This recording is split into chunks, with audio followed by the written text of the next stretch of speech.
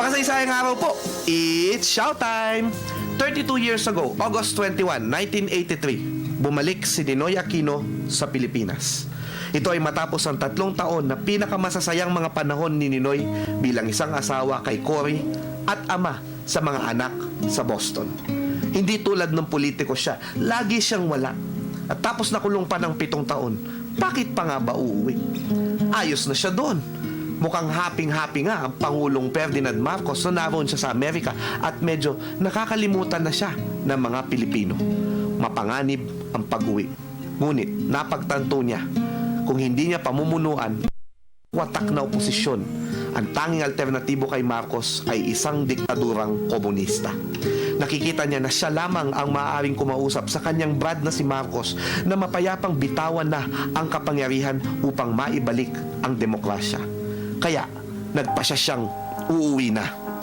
Sinulatan niya ang dating Senador Eva Estrada Calao upang maging tagapag-ugnay para sa kanyang pakulo na maaaring maging huli niya sa matagal na panahon.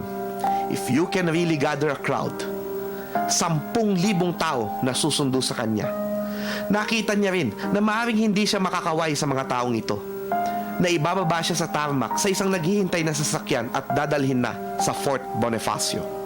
Magsasama siya ng media at kung naroon ng mga estudyante, ang mga manggagawa, ang bayan, malaki ang magiging noon sa ibang bansa. Mayroon na lamang silang 5 linggo para maghanda. Pinili niya ang petsang August 21, 1983. Ito rin ang petsa ng pagbomba sa Plaza Miranda noong 1971. Si Nina Estrada Puyat ang naging bento ng slogan na Ninoy, hindi ka nag-iisa, at siya rin ang nagbungkahi na upang maging piyesta ang dating ng pagsalubong kay Ninoy, kailangang mayroon theme song at ito nga ang Tie a Yellow Ribbon Round the Old Oak Tree. Oo nga naman, it's been 3 long years.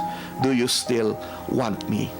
5 truck ang kinuha at pinangunahan ng mga kapitan ng mga barangay at mga kabig nila mula Tarlac, Pangasinan at Bulacan ang paglalagay ng mga dilaw na laso sa paligid ng airport. At dumating ang itinakdang araw. Sinulatan ni Ninoy si Cory bago siya umuwi niyang hotel sa Taipei. All the things I want to tell you may be capsulized in one line. I love you. There will only be one thing in the world I will never accept. That you love me more than I love you. Because my love for you, though unarticulated, will never be equal. If all goes well, I should be back in my cell before sundown. I'll try to call you tonight if the authorities will allow me.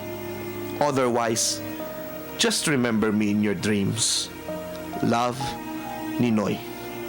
Sa oras na 1:15 ng hapon, habang bumababa ng tarmac upang dalhin sa naghihintay na sasakyan, binaril si Ninoy sa ulo at nalugmok sa kanyang lupang tinubuan.